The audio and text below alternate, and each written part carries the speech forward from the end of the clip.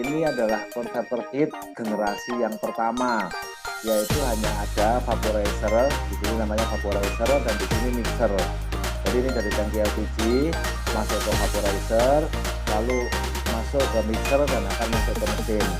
Lalu karena di sini itu cair, di dalam LPG dalam tabung itu cair, maka di sini akan diuapkan dalam vaporizer, itu tekanannya diturunkan dan menjadi uap LPG sehingga butuh kalor. Maka kalornya itu disuplai dari sirkulasi air pendingin.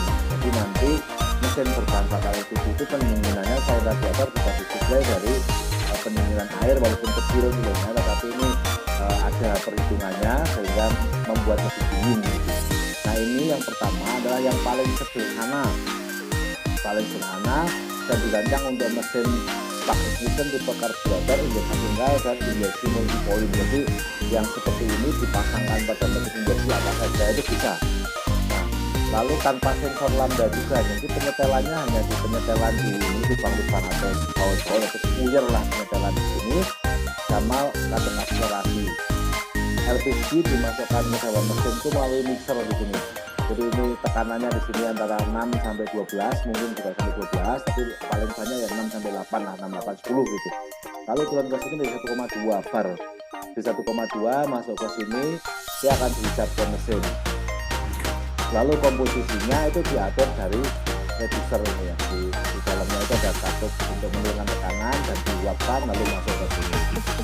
Nah sistem ini sepenuhnya dioperasikan secara mekanis dan punya kepakuman indeks manual. Jadi tidak ada sensor apapun, tidak ada elektronik apapun kecuali hanya seperti karburator. Di sini LPG C3H8 dan C4H10 campuran gitu, lalu masuk ke sini dicampur dengan udara masuk. Nah ini tipe yang paling banyak digunakan sampai sekarang. Dan ini juga yang kami pasangkan untuk yang di mesin untuk kami kirimkan ke Bandungan. Di tipe CM ya, tipe KPM. Vaporizer mixer atau CM ya, converter mixer sama aja sebenarnya CM sama PM itu. Tapi ini hanya di sini ada penguap lalu masuk ke mixer, pencampur dan masuk ke mesin. Lalu generasi yang kedua itu sistem vakum yang diatur secara elektronik, hampir sama dengan yang pertama. Bedanya di sini sudah ada motor stepper yang akan mengatur aliran LPG masuk ke dalam mixer. Dan di sini sudah ada oksigen sensor, lalu akan bercampur di sini ada LPG meternya, juga ada ECU ya, ada kontrol unit kecil-kecilan gitu. Nah ini adalah generasi kedua LPG kit, evolusi dari generasi pertama. Dan ini dirancang untuk mesin injeksi, itu bisa single atau multi point yang dilengkapi dengan sensor lambda dan katalisator. Jadi sedikit lebih bagus lah daripada yang generasi pertama. Nah LPG dalam bentuk gas, LPG itu ada dua bentuk, yang dalam tabung itu dalam bentuk cair, lalu ketika keluar dalam bentuk gas, itu diumpankan di awal sistem indeks secara terpusat sebelum throttle. Ya seperti yang tadi ya, diumpankan di depan throttle dalam bentuk gas, lalu sistem regulasi telah dimodifikasi dengan mobil elektronik untuk mengatur campuran bahan bakar dan udara. Jadi ada di sini ada aktuatornya, stepper yang diatur oleh ECU LPG, lalu dia akan dapat dari sensor dari oksigen sensor dan sebagainya. Ada sensor untuk tekanan, ada sensor aktuator untuk mengendalikan solenoid, dan ini masuk ke sini. Nah ini keuntungannya kehilangan daya yang besar pada beban parsial dapat dikurangi dari generasi kit yang pertama. Jadi kalau generasi kit yang pertama, kalau kita akselerasi dadaan gitu, dia sebenarnya kevakuman indeksnya itu akan hilang secara tiba-tiba gitu. Padahal di situ sebenarnya butuh asupan bahan bakar yang lebih banyak. Nah ini diperbaiki, sistem power ini sudah diperbaiki pada generasi yang kedua. Pada generasi yang pertama tanpa sistem power, jadi kalau digas mendadak akselerasi dadakan memang agak ngempos karena di situ kevakuman sebelum di indeks manifold itu akan hilang saat gitu, dan aliran LPG akan mungkin lebih kecil. Nah dengan cara ini maka ada sistem power yang bisa menambah aliran bahan bakar, aliran LPG dari tabung ke vaporizer dan masuk ke dalam mesin. Bedanya hanya ini saja. Lalu yang ketiga generasi yang ketiga itu disebut dengan VPI. VPI, jadi VPI itu adalah vapor phase injection, jadi VPIS harusnya, vapor phase injection system. Nah ini lebih bagus lagi karena apa? Karena LPG dari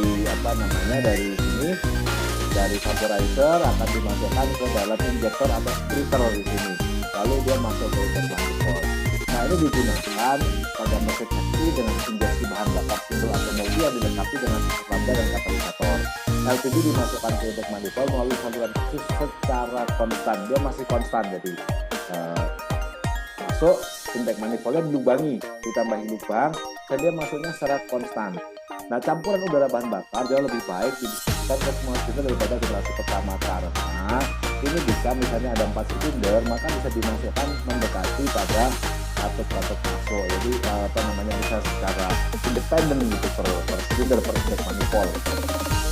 Lalu kinerja mesin dapat ditingkatkan, ya iyalah, jadi dengan cara ini kinerja mesin dapat ditingkatkan karena pengaturannya menjadi lebih teliti.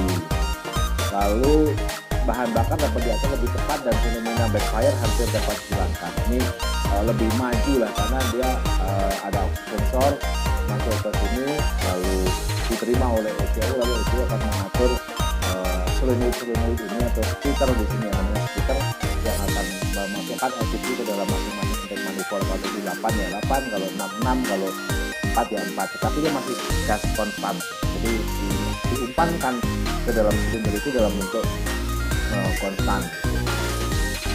Lalu dari generasi ketiga ini akan berubah ke generasi keempat.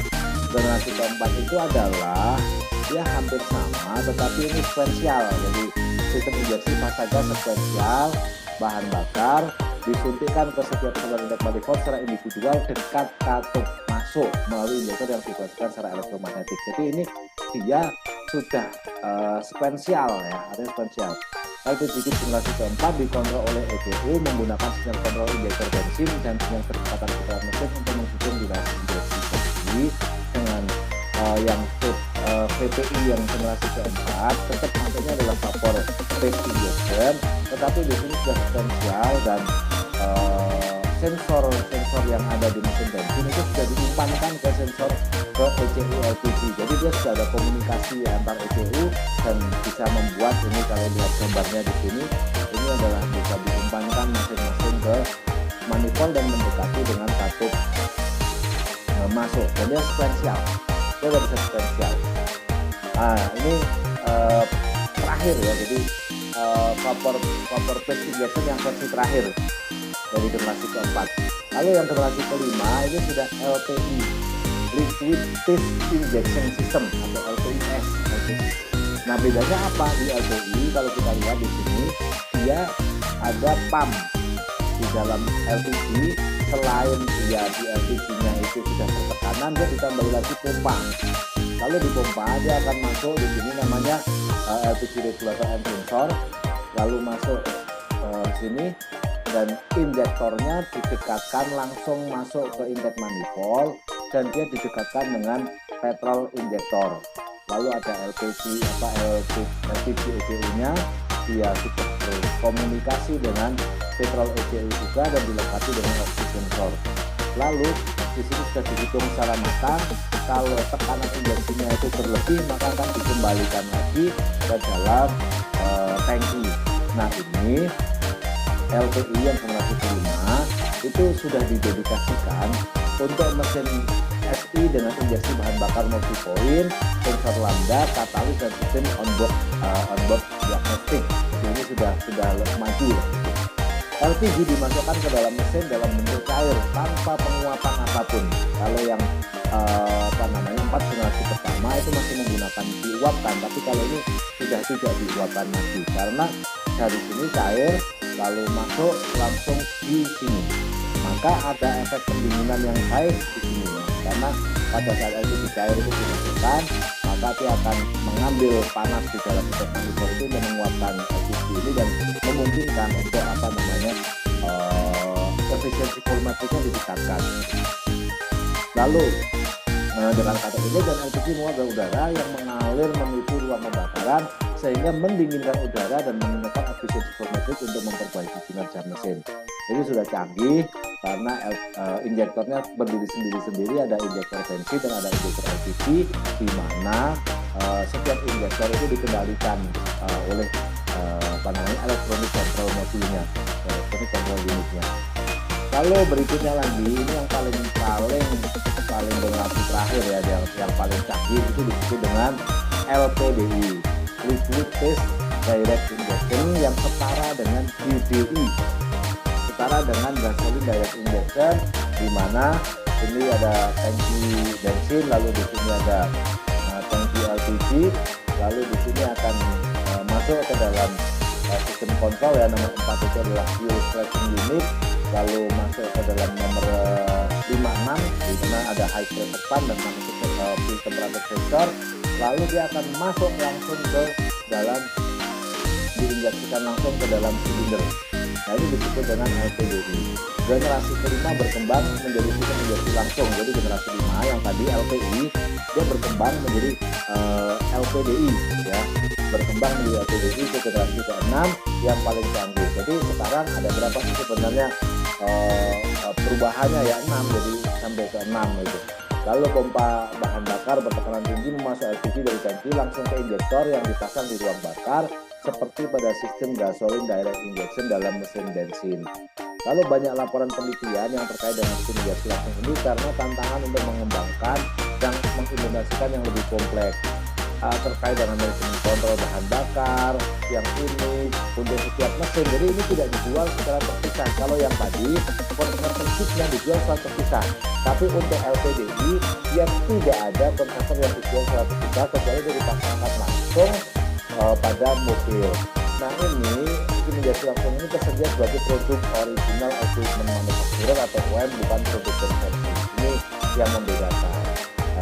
Kalau LPDI, yang LPDI berarti dia sudah ketika kita beli mobil di Korea, banyak ya di Korea, di Eropa, di Australia, kita ada pilihan mobil yang dia menggunakan bensin atau menggunakan auto.